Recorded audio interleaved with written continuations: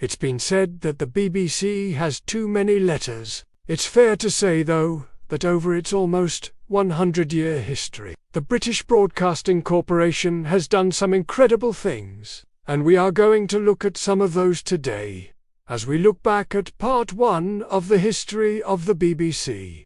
So, let us start off with November 1922, when the world's first radio station to broadcast on medium wave 2LO was launched. 2 years later, in December of 1922, the BBC's first Director General, John Reith, was appointed. And if you're thinking that sounds like a weird name for a guy who looks like that, you'd be right. That was actually his real name. John Reith was a Scottish engineer, and he had been involved with wireless telegraphy since the late 1890s. He was also an ordained minister, and so it was that caused him to include the words "in the service of" in every speech he ever gave. In 1924, they first heard the pips, which at the time were known as the ship's time signal. This signal came from a station in Rugby, which was used by the post office, and when it was first introduced, it only consisted of 2 pips. This was because the ship's bell that it replaced could only make a single tone, so they just doubled it. This would eventually change to 4 pips, and then back again to 6, and it was decided that each pip should last exactly 1 second, with half a second between them. On January 18, 1927, the British Broadcasting Corporation was officially established under a royal charter with John Reith at the helm. In his vision statement, he said that the BBC should be a link in the chain of national life,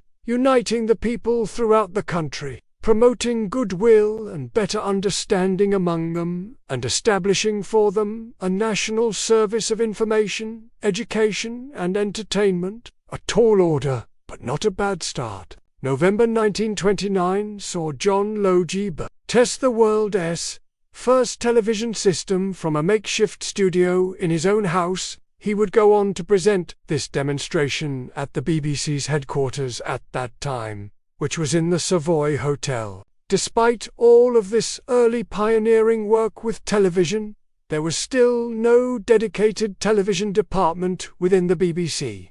When talking about the future of broadcasting, John Reith famously said, "The spoken word accompanied by pictures will come after the empire is quite definitely finished." In 1932, Broadcasting House opened in London. This was designed by the architect Sir Giles Skilbar Scott, and it remains the corporation's headquarters to this day. On New Year's Day of 1932, the BBC made its first outside broadcast of a sports event. This was a football match between Arsenal and Sheffield Wednesday. Later that year in December, the BBC broadcast the first Christmas message from a reigning monarch. At the time, it was assumed that this would be a one-off event, but of course, it has become a yearly tradition ever since. King George V addressed the Empire and the Commonwealth over the radio, and the following year, in 1933, regular scheduled radio programs began to be broadcast from the new BBC Empire Studios in Birmingham. Finally, on November 2, 1936, the BBC television service opened and became the first television service in the world to be operated by a public service broadcaster. The BBC television service started with just 1 hour of programming per day, between 3:30 and 4:30 p.m. As well as regular scheduled programming, the BBC also offered an outside broadcast service for special events, and the first of these outside broadcasts took place in May 1937, when the Derby was shown live on television. This would have been watched by one of the first television cameras ever made, the Marconi K1 television receiver, which cost £275, or the equivalent of around £10,500 today. One of the most famous images from the early days of television is of the Queen's parade through the streets of London for the coronation of King George VI and Queen Elizabeth in 1937. Then when war broke out in 1939, regular television programming stopped, and once again, the television service was only used for outside broadcasts of special events. During this time, it was decided that the BBC should continue to provide morale-busting entertainment, but more importantly, they should act as a propaganda tool for the British war effort. And so the BBC Overseas Service was set up to broadcast BBC programmes to listeners abroad. One of the most important of these broadcasts was the famous "We Shall Fight on the Beaches" speech by Winston Churchill. When the BBC television service finally relaunched in 1942, it did so with one very important addition: a nightly news bulletin presented by the incomparable Richard Dimmock. With this new visual medium, the BBC felt it was necessary to censor itself even more than it already did on radio, and so the Television Advisory Committee was formed to ensure that nothing offensive or distressing would appear on the television. They famously banned the showing of a bar of soap on the television because it was felt that it would upset those recovering from the war. If only the same could be said for the musical Androcles and the Lion. During the post-war period, the BBC television service was the only television service available in Britain. But this would change in the late 1940s when independent television companies began to emerge. We've got 3 tiers of membership, so there really is something for everyone. But back to the video. On January 28, 1942, the BBC radio programme Desert Island Discs first hit the airwaves. This was a program hosted by Roy Plomley, where castaways were stranded on a desert island and forced to choose 8 records to keep them company. Fun fact: when this show first started, it was called USS Central Pacific Island Discs, but it was quickly shortened down to just Desert Island Discs. January 1948 marked another significant moment in the history of the BBC. News came to the television service and has been a staple of BBC output ever since. For the first few years of the television service, news was delivered via a recorded commentary over a film of the previous day's events. This was referred to as a gazelle film. Gazelles are fast, but they can't fly, which meant that the news was always a day late.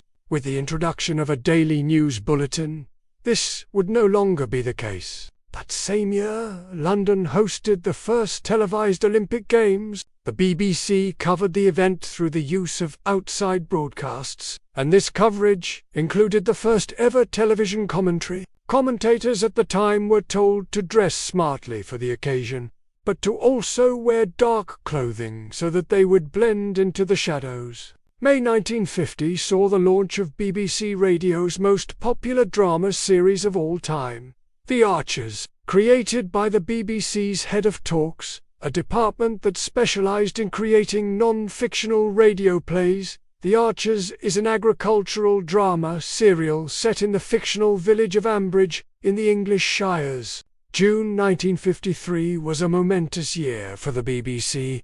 It was the year of the coronation of Queen Elizabeth II, and it was the first coronation to be televised. This was such a huge event that the entire country went out into the streets to watch their new queen being crowned. And this included Princess Margaret. She was looked after by her nanny, who according to reports, was very nearly run over by the crowds. In 1958, the Radiophonic Workshop was established. This was a small team of radio engineers and composers whose job it was to create soundtracks for radio and television. The team experimented with new sounds and techniques, and they created some of the most iconic themes and soundtracks in British broadcasting history. Their work can be heard in shows such as Doctor Who, The Tomorrow People, and the title sequence for BBC News. On June 1, 1960, the BBC's new television headquarters opened. This building was known as Television Centre, and it became the home of the BBC's television operations. It featured a circular studio, which at the time was the largest in the world, and it also contained the BBC's first computer, which was used to store programme details, transmission times, and other scheduling information. November 23, 1963, saw the first episode of Doctor Who broadcast. This science fiction series about a man who travels through time and space with his robotic dog first aired as a serial within the BBC's children's programme Blue Peter, but it was such a success that it was given its own slot on the schedules. Over the years, there have been 13 actors and actresses playing the Doctor, and it is still one of the BBC's most popular and longest-running series. July 1967 saw the launch of BBC Two, the first full-colour TV service in Europe. The first ever programme to be broadcast on BBC Two was Our Changing Landscape, a nature documentary narrated by the great David Attenborough. And so ends part 1 of the history of the BBC. What has been your favourite moment from the history of the BBC so far? Let us know in the comments below. Part 2 will be coming soon, but in the meantime, don't forget to subscribe so that you won't miss it when it does come out. Thanks for watching.